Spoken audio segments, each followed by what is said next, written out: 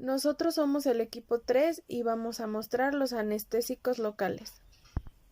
Lo que vamos a abordar son qué son los anestésicos locales, estructura, farmacocinética, farmacodinamia, enfermedades que ayudan, toxicología, tipos de anestésicos locales, aminoamidas y aminoesteres.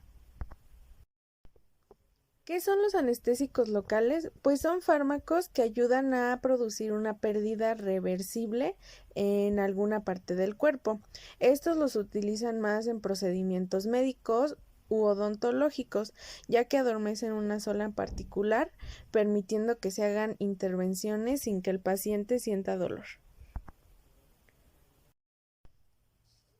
Estos fármacos se utilizan para aliviar dolores neuropáticos, dolores musculoesqueléticos y dolores posoperatorios. Es importante recalcar que deben de ser administrados por personal capacitado, ya que su uso inadecuado puede tener riesgos para la salud. Algunos riesgos pueden ser reacciones alérgicas, lesiones tisulares, toxicidad sistémica y efectos cardiovasculares. Su estructura química está formada por un anillo aromático y una amina terciaria. El anillo aromático confiere la liposolubilidad a la molécula, mientras que la amina es la parte hidrosoluble. Entre el anillo y la amina existe una cadena hidrocarbonada, que es unión, y se hace por un grupo éster o un grupo amida. Esta estructura física es la que clasifica los anestésicos locales en grupo éster o amida. La porción lipófila le confiere a la molécula del anestésico la liposolubilidad, por lo tanto permite la penetración, la fijación y la actividad del anestésico en el interior del nervio. La cadena hidrocarbonada o intermedia se encarga de unir el anillo con la amina, lo que juega un rol muy importante en la liposolubilidad, la toxicidad y la duración del anestésico. La porción hidrófila confiere la hidrosolubilidad, por ende tiene la responsabilidad de alcanzar y mantener una concentración adecuada dentro de la célula nerviosa. Para comenzar, hay que entender qué es farmacodinamia, que es el mecanismo de acción por el cual actúan los fármacos. Esta se divide en su interacción de la droga con el receptor y lo que provoca la droga en el receptor. El mecanismo de acción es un conjunto de efectos y cambios moleculares en esta misma fármaco. Y el receptor es el componente de la célula que interactúa con este fármaco o estas moléculas. Igual, describe las siguientes propiedades de los fármacos. Efectos terapéuticos, como puede ser el alivio de dolor. Efectos secundarios, como las interacciones químicas. En qué lugar actúa el fármaco sobre el organismo. Y cómo es que actúa, o sea, algunos de los factores por los que puede estar influenciado cómo va a funcionar un fármaco va a ser la edad, la composición genética de las personas y la presencia de otras afecciones médicas en estas mismas personas. La acción de los fármacos se dividirá en la fuerza, que se refiere a la cantidad determinada de fármaco que se necesita para lograr un efecto deseado. La eficacia, que es la capacidad de un fármaco para producir dicho efecto. Y la efectividad, que difiere de la eficacia que se tiene en cuenta de cómo funciona un fármaco en la vida real.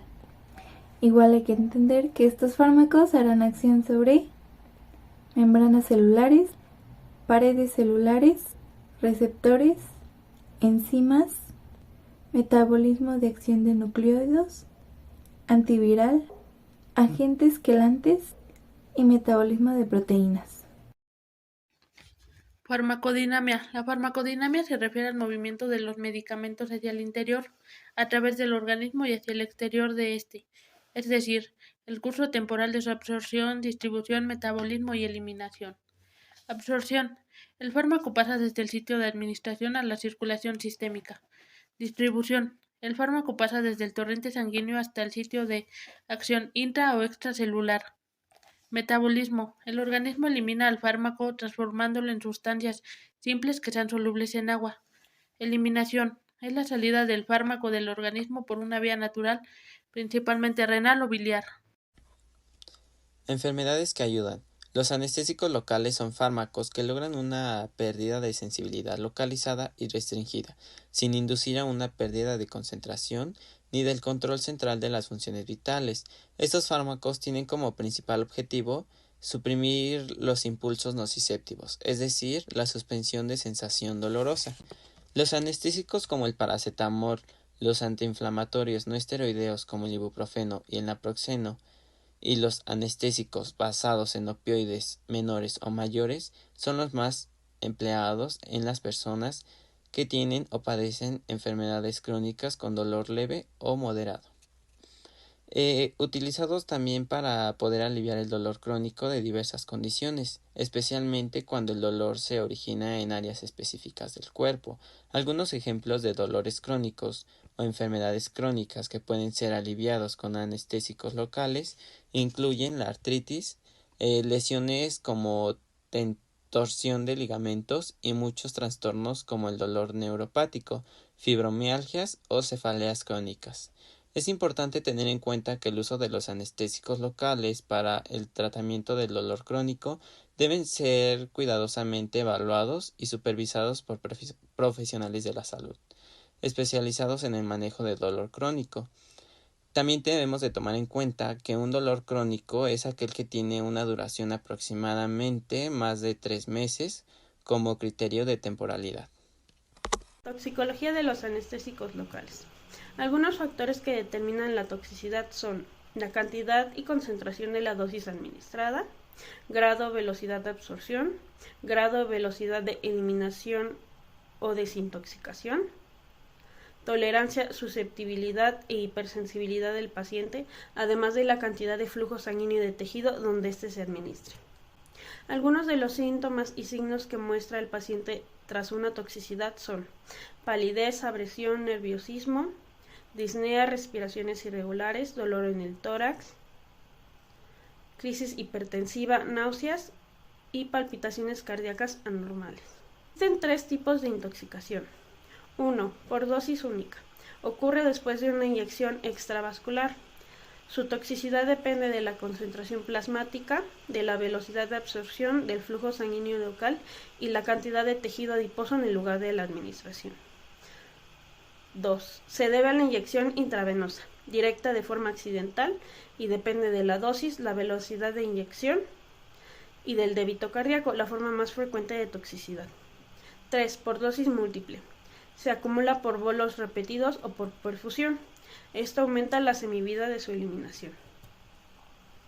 La profilaxis de las reacciones tóxicas se dividen en 7. 1. Usar medicamentos preoperatorios.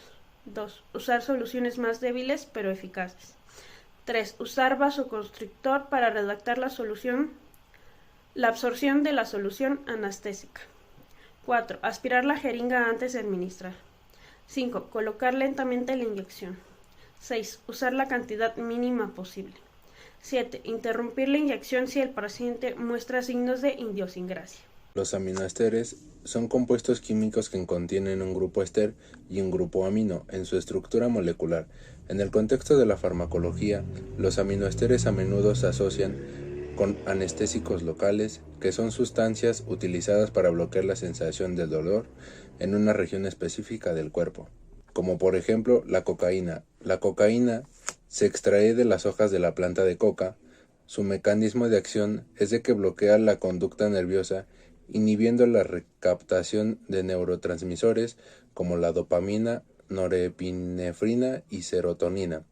Su uso históricamente se usó como anestésico local, pero debido a su potencial adictivo y efectos secundarios, su uso médico es limitado en la actualidad. La benzocaína, su tipo es aminoester. Su mecanismo de acción es de que actúa bloqueando los canales de sonido en las membranas celulares, y su uso comúnmente se utiliza en productos tópicos como ungüentos y cremas para aliviar el dolor en la piel y las mucosas. La procaína es de tipo aminoester. Su mecanismo de acción es de que bloquea la conducción nerviosa al inhibir los canales de sonido. Su uso en anestésico local para procedimientos dentales y médicos menores. Su uso ha disminuido debido a la disponibilidad de anestésicos locales más modernos. La tetracaína es de tipo aminoéster. Su mecanismo de acción inhibe los canales de sonido en las membranas celulares y su uso se utiliza en anestesias epidural, también espinal y tópico para procedimientos que requieren una anestesia más profunda y duradera. Por otro lado, la cloroprocaína, de tipo aminoéster, y su mecanismo de acción es similar a la procaína, bloquea los canales de sonido, y su uso principalmente se usa en anestesias locales, en anestesia epidural y raquídea. Las aminoamidas son bases débiles que se fijan a los componentes de la sangre como lo son los eritrocitos y proteínas sencillas. Al pasar por el torrente sanguíneo son metabolizadas en el hígado por medio del sistema citocromo P450. Estos sirven y se usan para bloquear transmisiones e impulsos nerviosos, así como antiinflamatorios. Por esto mismo, en altas concentraciones llega a tener una toxicidad alta y puede ser perjudicial para la fibra nerviosa. Ejemplos de estos son la lidocaína, la ropivacaína, etidocaína, dubicaína, bupivacaína, privocaína, mepivacaína. Las caínas son parte de las aminoamidas, las cuales, como ya mencionamos, sirven como antiinflamatorios y bloqueadores de impulsos nerviosos.